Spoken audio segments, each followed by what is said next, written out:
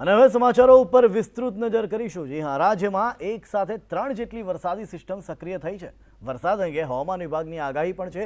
Offshore trough અને western disturbance સક્રિય થતાં રાજ્યમાં સાયક્લોનિક સર્ક્યુલેશન પણ સક્રિય થયું છે અને દક્ષિણ ગુજરાતના કેટલાક જિલ્લા એવા છે કે જ્યાં વરસાદનું ઓરેન્જ એલર્ટ આપી દેવામાં આવ્યું છે અને એની ખાસ જે અસર જોવા મળી રહી છે એ સુરત, વલસાડ, નવસારી જેવા જિલ્લાઓ પર જોવા મળી રહી છે કારણ કે ત્યાં ઓરેન્જ એલર્ટ આપવામાં આવ્યું છે। આ તરફ જો વાત કરીએ તાપી, દમણ, દાદરા નગર હવેલીમાં પણ ઓરેન્જ એલર્ટ આપવામાં આવ્યું છે।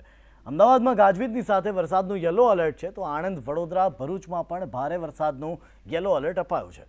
વાત કરીશું પંચમહાલ, છોટાઉદેપુરની કે જ્યાં ભારે વરસાદનું યલો એલર્ટ અપાયું છે તો દાહોદ, નર્મદા, તાપીમાં પણ ભારે વરસાદનું યલો એલર્ટ આપવામાં આવ્યું છે।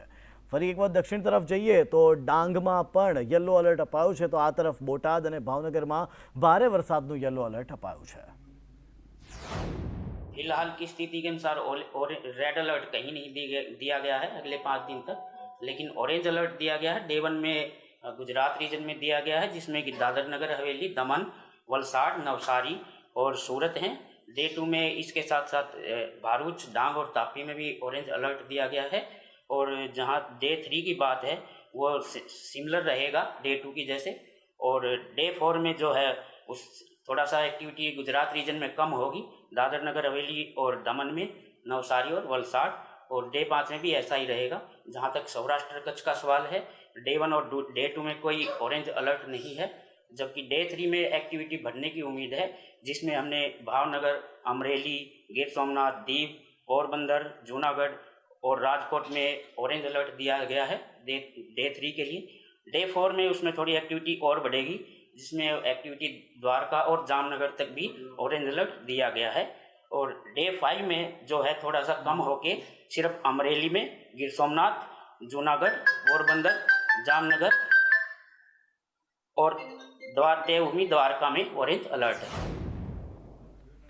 એટલે હવામાન વિભાગે પણ કહ્યું છે કે રાજ્યમાં આવનારા દિવસોમાં વરસાદ પડશે અને એની શરૂઆત થઈ ચૂકી છે। ભાવનગર શહેરમાં ધોધમાર વરસાદ ખાબક્યો। બોર તળાવ, ચિત્રા દેસાઈનગરમાં વરસાદ વરસ્યો તો મેપાનગર, ધોબી સોસાયટીમાં પણ ભારે વરસાદ વરસ્યો હતો। સરિતા સોસાયટી સહિતના વિસ્તારોમાં વરસાદ વરસ્યો હતો।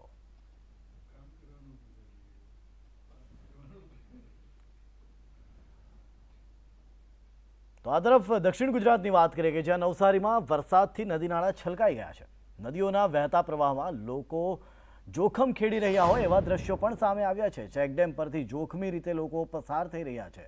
કાવેરો નદીમાં પાણીની વ્યાપક આવક થઈ છે અને એના કારણે જે ચેકડેમ છે ઓવરફ્લો થયા છે અને એ ઓવરફ્લો થયેલા ચેકડેમ પરથી લોકો મોટરસાયકલ લઈને જતા સામે નજરે પડ્યા હતા। આ નવસારીના દ્રશ્યો હાલ જે આપ જોઈ રહ્યા છો એ કે કઈ રીતે એક ઓવરફ્લો થઈ રહેલા ચેકડેમ પરથી જીવના જોખમે એક મોટરસાયકલ ચાલક એની સાથે સામાન અને એક વ્યક્તિને બેસાડીને એ ચેકડેમ ઉપરથી પસાર થઈ રહ્યો છે જેના ઉપરથી પાણીનો ધોધ પ્રસાર થઈ રહ્યો છે। ધોધમાર પાણી ત્યાંથી વહી રહ્યું છે અને જો જરા પણ આમ તેમ થાય, પગ હવામાં ઉઠી જાય તો બાઇક સાથે આ વ્યક્તિ જીવનું જોખમમાં મૂકીને હાલ પસાર થતો જોવા મળી રહ્યો છે।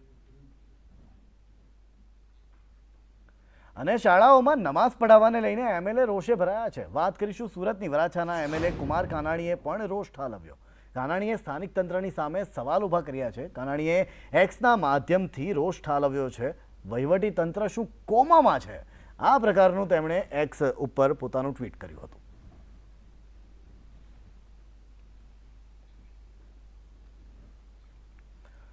વાત કરીશું દહેગામની કે જ્યાં ખોટી રીતે જમીન વેચવાને લઈને કાર્યવાહી થઈ છે।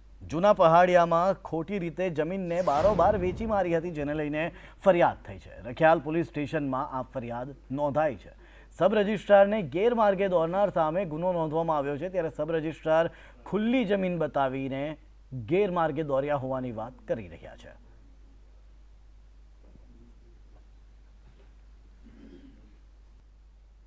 અત્યાર સુધી આપણે હોટલ રેસ્ટોરન્ટના ખાવાની અંદર એટલે કે ફૂડમાં કીડા નીકળ્યા, મકોડા નીકળ્યા, અલગ અલગ જીવાત નીકળીની વાતો કરતા હતા।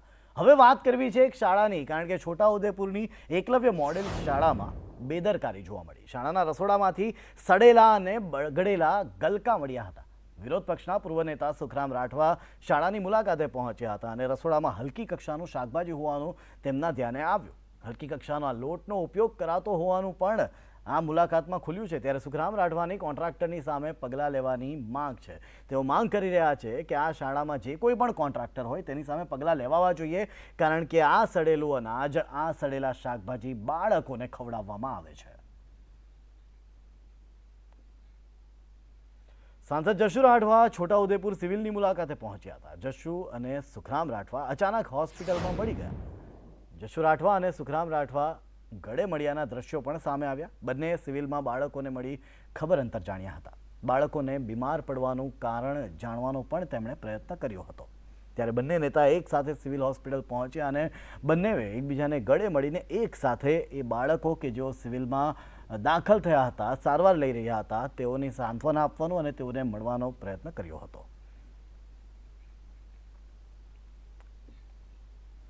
ગાંધીનગરમાં અખિલ ભારતીય કોળી સમાજની બેઠક મળી હતી. કોળી સમાજના આગેવાનના નામની જાહેરાત અહીં કરવામાં આવી. દિવ્યેશ ચાવડા નવા બન્યા યુવા પ્રમુખ, ત્યારે રાજુ વંશ બન્યા કોળી કર્મચારી મંડળના પ્રમુખ, રીટા અલાણી બન્યા મહિલા પાંખના ગુજરાતના પ્રમુખ, રંજન ગોરડ બન્યા મહિલા પાંખના ગુજરાતના મહામંત્રી.